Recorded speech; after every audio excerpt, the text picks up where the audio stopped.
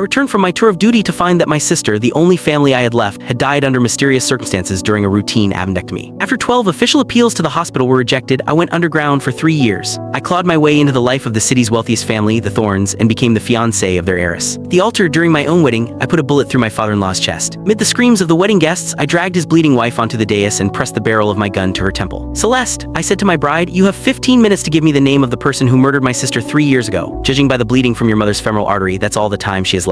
My fiancée sobbed, begging me to stop. Her adopted brother screamed that he would see me rot in prison for the rest of my life. I ignored them. I pulled the trigger again, sending a round through my mother-in-law's left arm. "Clock is ticking, you have 10 minutes now." I knew with absolute certainty that my sister's killer was in this room.